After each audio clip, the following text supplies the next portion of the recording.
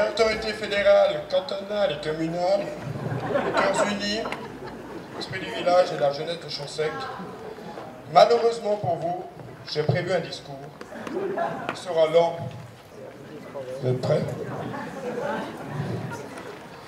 Mes bien chers frères, mes bien chères sœurs, nous voici tous ensemble aujourd'hui réunis pour prier le Seigneur notre Dieu.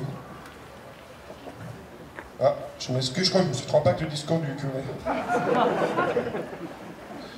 Bon, c'est pas grave. Je vais introduire monsieur le conseiller communal Antoine Créton.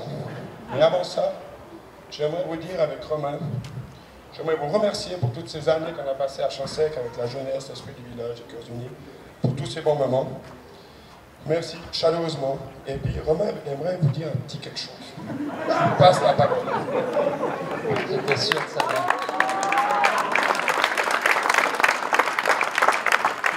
Je vais faire moi donc Fabien. Non, alors juste non, on voulait remercier en tout cas chaleureusement Fabien avec toute la jeunesse pour ces années passées au sein en tant que membre, soit en tant que comité. Et puis bonne suite à vous. Merci à la relève qui est là, qui était présente cette année en Londres. Et puis ça fait plaisir de voir que ça continue. Et puis que la jeunesse va bien. Alors merci à tous et puis bonne suite de fête. Vive les mariés! Ciao.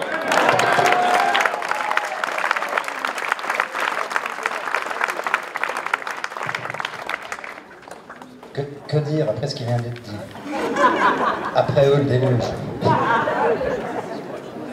Mesdames et messieurs les membres des autorités, chers présidents et chers membres de la jeunesse de Champsec, mesdames et messieurs les invités, chers concitoyens, chères concitoyennes, bonjour à toutes et tous.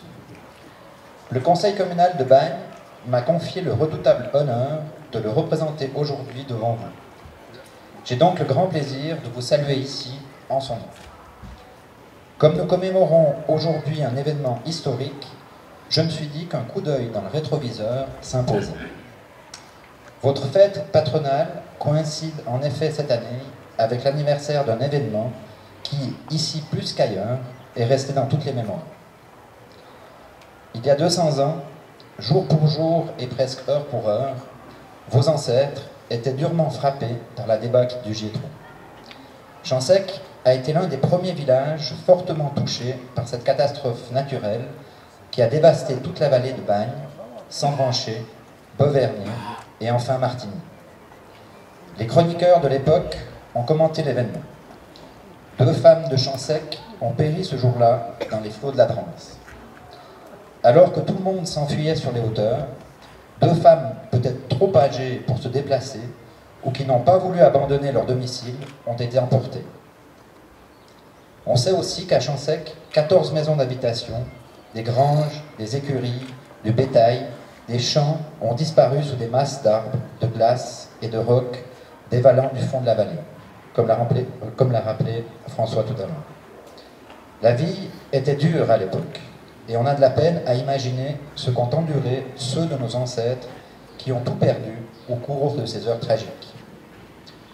Ce qu'on sait enfin, c'est que la première grande émigration de Valaisans vers le Brésil date de 1819, soit 1 an seulement après la débâcle, et qu'une bonne partie des 160 migrants venaient de la vallée de Bagnes, de Sembranché et de Martigny.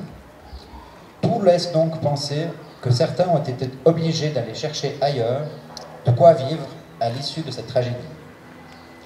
Pour embarquer vers des cieux plus cléments et accéder aux terres promises, ces premiers migrants devaient accepter des conditions très strictes. Ils devaient être catholiques, ce qui était plutôt la règle à l'époque. Ils devaient faire allégeance au roi du Portugal, qui colonisait à ce moment-là le Brésil. Et enfin, ils devaient adopter dès leur départ la nationalité portugaise. Bref, tout cela pour dire que 200 ans plus tard, la situation s'est plutôt inversée, puisque ce sont plutôt nos régions qui accueillent des travailleurs émigrés en quête de terres promises. Je me plais à souligner que les Portugais occupent aujourd'hui la 2e place parmi les communautés étrangères présentes dans la commune, après les Anglo. Il est intéressant de se souvenir que l'histoire, celle avec un grand H, a parfois des soubresauts assez insolites. Un autre événement a contribué à la célébrité de Champsec dans le passé. Il m'a été raconté par mon grand-oncle, Marc Delarze, qu'il avait lui-même entendu raconter par sa mère, selon une tradition orale bien ancrée à l'époque. Il s'agit de la bataille de Chansec, qui en 1869 opposa les libéraux de la jeune Suisse aux conservateurs, les Ristou comme on les appelait à l'époque, dans une bataille mémorable. La Rix fit un mort. J'entends encore Marc Delarze expliquer comment les hommes se battaient dans la nuit sans aucune visibilité, puisque l'éclairage public n'existait pas encore, à coups de bûches ou de cailloux. Ces souvenirs évoquent le caractère belliqueux des hommes qui peuplaient nos régions, mais aussi leur intrépidité.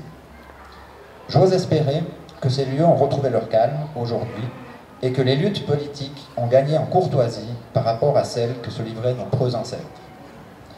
Enfin, je me plais à souligner que Chansec a été le premier lieu en Valais à avoir organisé des Jeux olympiques.